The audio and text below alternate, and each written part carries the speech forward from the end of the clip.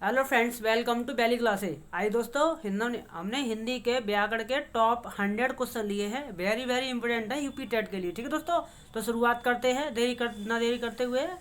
तो पहला क्वेश्चन लिया हमने, हिंदी वर्णमाला में व्यंजनों की संख्या कितनी है? तो आप बताओगे कितनी? 33। पंचतंत्र क्या है? तो आप बताओगे वो कहानी संग्रह। ठीक है, क्या बताओगे? पंचतंत्र है कहानी संग्रह। अगला, इंद्रापति किसे कहा जाता है? तो आप बताओगे विष्णु को। ठीक है, इंद्रापति किसे कहा जाता है? विष्णु को। कबीरदास जी की भाषा कौन सी थी? कबीरदास जी की भाषा कौन सी थी? आप बताओगे सदुक्कड़ी। क्या बताओगे? सदुक्कड़ी। ठीक है। अगला क्वेश्चन, प्रगतिवादी प्रगतिवाद उपयोगितावाद का दूसरा नाम है, यह किसका कथन है? तो आप बताओगे रामविलास शर्मा का। क्या? रामविलास शर्मा। अगला, रामचरितमानस में कुल कितने कांड हैं? तो आप बताओगे 7 कांड हैं। ठीक है, कितने कांड बताओगे आप? 7। हिंदी साहित्य के इतिहास के रचयिता कौन है? हिंदी साहित्य के इतिहास के रचयिता कौन है? तो आप बताओगे आचार्य रामचंद्र शुक्ल। ठीक है, हिंदी साहित्य के इतिहास रचयिता कौन है? तो आप बताओगे आचार्य रामचंद्र शुक्ल। अगला, बहुत ही इंपॉर्टेंट क्वेश्चन है अगला, कलम का जादूगर किसे कहा जाता है? तो आप बताओगे राम वृक्ष बैनीपुरी को। किसको? राम वृक्ष बैनीपुरी को। अगला क्वेश्चन, हिंदी गीत गोविंद किस भाषा में लिखा गया है? तो ये सभी को पता होगा किसका लिखा गया है? संस्कृत भाषा में। ठीक है दोस्तों। अगला, किसे लोकनायक कहा जाता है? किसे लोकनायक कहा जाता है? तो आप क्या बताओगे? आप बताओगे तुलसीदास जी को। किसको? तुलसीदास जी को। ठीक है, तुलसीदास जी को। अगला, विद्यापति की प्रसिद्ध रचना पद्मा बल किस भाषा में लिखी गई है?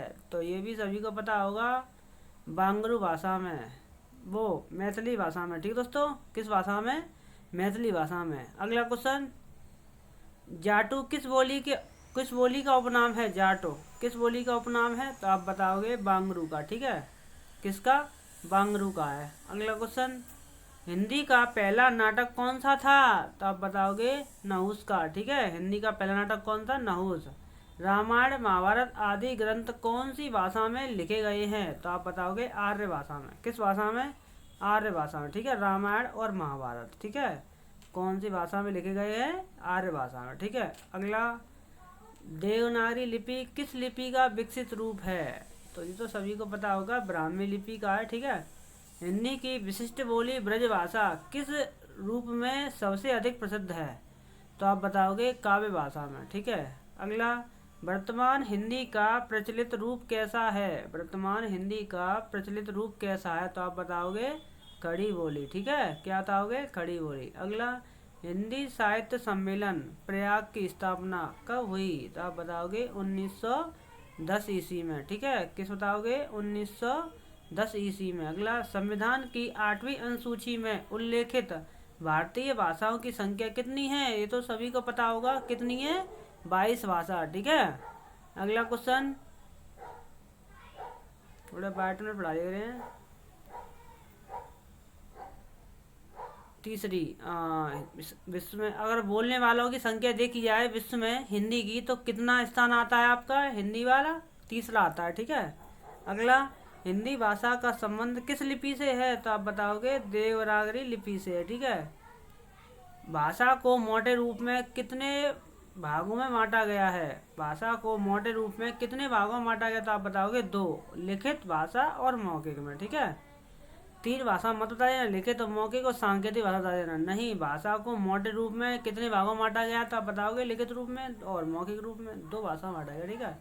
अगला, भाषा शब्द की उत्पत्ति कहाँ से हुई है? तो आप बताओगे भाषा शब्द की उत्पत्ति संस्कृत की भाषा धातु से हुई है। ठीक है, ये हलंत लगा है, भाषा धातु से हुई है। ठीक है। अगला क्वेश्चन, कवि नरेंद्र शर्मा ने राष्ट्रपति महात्मा गांधी के निधन से प्रभावित होकर कौन सी रचना की? तो आप बताओगे रक्त चंदन की रचना। ठीक है, रक्त चंदन की रचना। अगला, नाट्य शास्त्रकारों द्वारा असामान्य रस कौन सा है? असामान्य रस कौन सा है? तो आप बताओगे विविध रस। क्या बताओगे? विविध रस। अगला, काव्य शास्त्र का प्राचीनतम नाम क्या था? काव्य शास्त्र का प्राचीनतम नाम क्या था? आप बताओगे अलंकार शास्त्र। क्या बताओगे आप? काव्य शास्त्र का प्राचीनतम नाम क्या था? अलंकार शास्त्र। नाट्य शास्त्र का आधार रूप से कौन सा समास था? आप बताओगे। रस कौन सा था? विविध रस। ठीक है। अगला, रीति संप्रदाय के संस्थापक कौन थे? ये तो सभी को पता होगा, आचार्य वामन। ठीक है। रीति संप्रदाय के संस्थापक कौन थे? आचार्य वामन।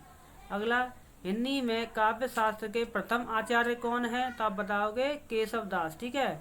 अगला, साहित्य शब्द किस शब्द से बना है? तो ये तो सभी को पता होगा, वैसे नहीं पता है तो देख लो ढंग से। साहित्य शब्द से बना है। और कैसे? तो ये तो हम डिटेल में थोड़ा बता दे रहे हैं। ये दोस्तों, ये साहित्य शब्द है स और धन हित, इस शब्द से बना हुआ है। ठीक है। स धन हित से साहित्य शब्द। और इसका मतलब क्या होता है दोस्तों? इसका मतलब होता है स्वभाव। क्या होता है? स्वभाव होता है। ठीक है। क्या होता है? स्वभाव। अर्थात दोस्तों, हित का साथ होना ही साहित्य होता है। ठीक है। हित का साहित्य होना ही क्या होता है? साहित्य होता है। ठीक है। अगला, हिंदी साहित्य में जीवनी साहित्य का प्रारंभ कौन से युग में हुआ था? तो आप बताओगे भारतेंदु युग में। ठीक है। क्या बताओगे? भारतेंदु युग में। अगला, हिंदी भाषा और साहित्य के लेखक हैं। हिंदी भाषा और साहित्य के लेखक हैं। कौन है? श्याम सुंदर दास। कौन है? श्याम सुंदर दास। अगला, मनुष्य एक सामाजिक प्राणी है, यह किसका कथन है? तो आप बताओगे अरस्तु का। किसका?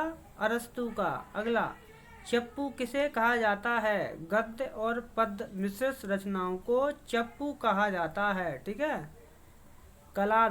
कलाधर उपनाम से कविता कौन से कवि लिखते थे? तो आप बताओगे कलाधर उपनाम से कविता कौन लिखते थे? जयशंकर प्रसाद। ठीक है। अगला क्वेश्चन, रसनिधि किस कवि का उपनाम है? तो आप बताओगे पृथ्वी सिंह का। किसका? पृथ्वी सिंह का। अगला, प्रेमचंद की अधूरे उपन्यास का क्या नाम है? तो आप बताओगे प्रेमचंद की अधूरा उपन्यास रह गया था, उसका नाम था मंगलसूत्र। ठीक है। क्या नाम था? मंगलसूत्र था। ठीक है। अगला, हिंदी का सर्वाधिक नाटककार कौन है? हिंदी का सर्वाधिक नाटककार कौन है? तो जयशंकर प्रसाद बताओगे तो सभी को पता होगा, 10th क्लास का ये क्वेश्चन है। तो अगला, तुलसीकृत रामचरितमानस में कौन सी भाषा का प्रयोग किया गया है? तो आप बताओगे अवधी भाषा का प्रयोग किया गया। ठीक है। तुलसीदास वैसे तो अवधी भाषा का प्रयोग किया है। ठीक है। और सूरदास से उन्होंने ब्रजभाषा किया था। ठीक है। मीराबाई ने किस भाव में कृष्ण की उपासना की थी? तो आप बताओगे माधुर्य भाव में। ठीक है। किस भाव में? माधुर्य भाव यानी मधुर भाव में। अगला, एकांकी के जन्मदाता कौन है? एकांकी जन्मदाता हैं आपके धर्मवीर भारती। ठीक है। रामचरितमानस का प्रधान रस है। रामचरितमानस का प्रधान रस कौन सा है? आप बताओगे शांत रस। ठीक है। सबसे पहले अपनी आत्मकथा हिंदी में किसके द्वारा लिखी गई थी? तो आप बताओगे डॉक्टर राजेंद्र प्रसाद के द्वारा। ठीक है। किसके द्वारा? डॉक्टर राजेंद्र के प्रसाद द्वारा।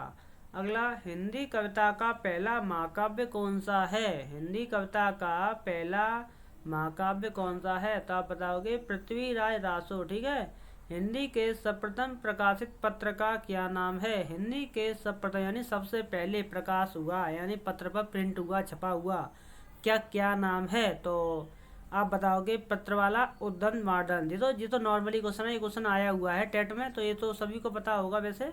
हिंदी साहित्य की प्रथम कहानी कौन सी है? तो आप बताओगे इंदुमती। हिंदी साहित्य की प्रथम कहानी की बात करें तो आप बताओगे इंदुमती। ठीक है।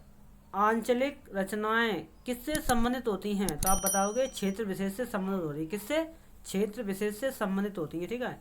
अगला, हिंदी गद्य का जन्मदाता किसको माना जाता है? हिंदी गद्य का जन्मदाता किसको माना जाता है? तो आप बताओगे भारतेंदु हरिश्चंद्र को। किसको? भारतेंदु हरिश्चंद्र को। कबीर किसके शिष्य थे? तो आप बताओगे रामानंद के शिष्य थे। किसके? रामानंद के। अगला, बिहारी ने क्या लिखे थे? तो बिहारी जी ने आपके लिखे थे दोहे। ठीक है। ये भी सभी को पता होगा, दोहे लिखे थे।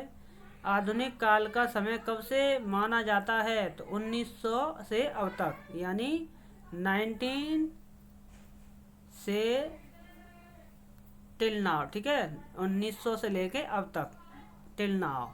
अगला, हिंदी का आदि कवि किसे माना जाता है? हिंदी का आदि कवि किसे आता है? आप बताओगे स्वयंभू को। किसको? स्वयंभू को। किस काल को स्वर्ण काल कहा जाता है? स्वर्ण काल। किसको? भक्ति काल को, ठीक है, स्वर्ण काल भक्ति काल को कहा जाता है। अगला, निर्गुण भक्ति काव्य के प्रमुख कवि कौन हैं? तो आप बताओगे कबीरदास जी, ठीक है। किस युग को आधुनिक हिंदी कविता का सिंह द्वार कहा जाता है? तो आप बताओगे भारतेंदु युग को। किस युग को हिंदी कविता का सिंह द्वार कहा जाता है? आप बताओगे भारतेंदु युग को सिंह द्वार, हिंदी कविता का सिंह द्वार कहा जाता है, ठीक है। अनम्य में कौन सी संधि है? अनम्य में कौन सी संधि है? ये तो घर पे ही निकाल लोगे आप, गुड़ संधि है, दिखाई दे रहा होगा वैसे तो। अगला, चयन में कौन सी संधि है? अगर अ धन अय आता है, आय आता है, तो वो अयादी संधि होती है, ठीक है, तो अयादी संधि हो जाएंगे, ठीक है। स्वरों की संख्या कितनी होती है? वैसे पता होगा, वैसे 11। शब्द किसे कहते हैं? तो शब्दों सभी को पता होगा, दो या दो से अधिक वर्णों को मेल को जिनका कोई निश्चित अर्थ निकलता हो वही शब्द होता है, और वो अर्थ निकलता हो वो शब्द नहीं कह सकते, ठीक है।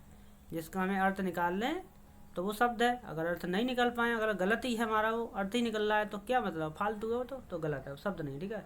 हिंदी में वचन कितने प्रकार के होते हैं? तो आप बताओगे 2 प्रकार के, ठीक है, एक वचन और बहुवचन, ठीक है। संस्कृत में 3 होते हैं, एक वचन, द्विवचन और बहुवचन। अगला, अव्यय के सामान्यतः कितने भेद होते हैं? अव्यय के सामान्यतः 4 भेद होते हैं, ठीक है। कार्य के होने का बोध कराने वाले शब्द को क्या कहते हैं? कार्य के होने का बोध कराने वाले शब्द को क्या कहते हैं? तो आप बताओगे क्रिया कहते हैं, ठीक है। अगला, भाषा के शुद्ध रूप का ज्ञान किसे होता है? तो आप बताओगे व्याकरण से, ठीक है दोस्तों, किससे? व्याकरण से। तो दोस्तों, हमारे चैनल आप नए हैं तो चैनल को सब्सक्राइब जरूर करें, ठीक है। बहुत बहुत धन्यवाद सभी का, सब्सक्राइब जरूर करें, ठीक है।